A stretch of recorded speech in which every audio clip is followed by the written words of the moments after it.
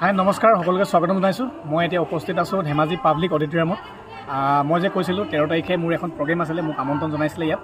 এতিয়া সময় হৈছে 7:30 আৰু খন্তেক সময়ৰ পিছতে ইয়াতে অনুষ্ঠান আৰম্ভ হ'ব। আৰু এইমাত্ৰ মই আহি পাইছোঁ, ভিতৰলৈ যোৱাই নাই, ভিতৰলৈ যাম আৰু অকণমান দেখাব চেষ্টা কৰিম ভিতৰৰ পৰিৱেশ আৰু সকলোকে চাব।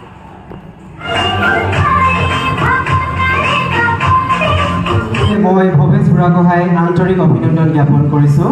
বিশেষকৈ মই সংস্কৃতিবান যুৱক বুলি নিজকে চিনাকি দি ভাল পাওঁ আৰু সদায় চিনাকি দি আহি আছোঁ।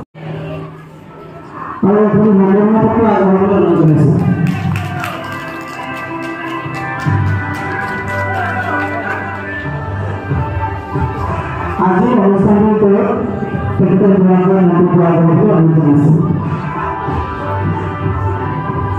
এইখন ধেমাজিৰ গাঁৱৰ চুকে কোণে বহুত জেগাত মই ডান্স শিকাইছিলোঁ।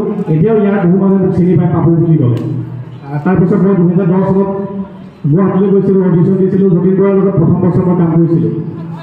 কিন্তু মোৰ দুৰ্ভাগ্যবশতঃ মই সফলতাৰ শিখৰ পৰা মই তললৈ আকৌ গুচি আহিবলগীয়া হ'ল। তথাপিও কিন্তু মই ধাৰা মাৰি দিয়া নাই, জীৱনত সদায় যুঁজি আছোঁ। মই আজিও যুঁজি আছোঁ আৰু সদায় যুঁজি যাম, কাৰণ মোৰ জীৱনত ইমানবোৰ বস্তু ধুমুহা পাৰ হৈ গৈছে, তথাপিতো মই আজিও এনেকৈ থিয় হৈ আছোঁ। মোৰ মেৰুদণ্ড ভাগিছিলে পৃথিৱী, তথাপিতো ডক্টৰে মোক কৈছিলে মই আজীৱন কেতিয়াও খোজ কাঢ়িব নোৱাৰিম, মই এখন হুইল চেয়াৰত গোটেই জীৱনটো পাৰ কৰিব লাগিব। ভাবি চাওক, মোৰ দৰে এটা ল'ৰা কিমান ডাঙৰ কথা এইটো, কিন্তু মই সেই কথাষাৰ মিছা বুলি প্ৰমাণ কৰি দিছিলোঁ ডক্টৰৰ সেই কথাষাৰ। মই আজি ষ্টিকটা লৈ পেলাই খোজকাঢ়ি আছোঁ। আচলতে মই ইমানখিনি ৰাইজৰ আগত যেতিয়া খোজকাঢ়ি আহিব অকণমান নাৰ্ভাছ আছোঁ।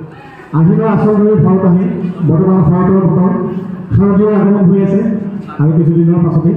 গতিকে এই শাৰদীয় বতৰত এই সুন্দৰ সন্ধিয়াতে জীপাল কৰিবলৈ যি এটি সুন্দৰ অনুষ্ঠান আয়োজন কৰিছে, এই অনুষ্ঠানটিত ভাগ ল'বলৈ অহা প্ৰতিজন প্ৰতিযোগীক মোৰ ফালৰ পৰা শুভেচ্ছা জনাইছোঁ।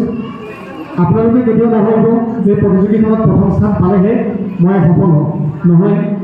মই বহুত ঠাইত ডান্সৰ বিচাৰ কৰোঁ, এতিয়াও কৰোঁ। গতিকে প্ৰতিজন প্ৰতিযোগীকে সদায় এষাৰ কথাই কওঁ, আপোনালোকে প্ৰতিখন মঞ্চৰ পৰা এটা অভিজ্ঞতা লৈ যাওক। ধন্যবাদ জনাইছোঁ আৰু নিশ্চয় কৰি নিশ্চয় কথা কৰিছোঁ। ধন্যবাদ।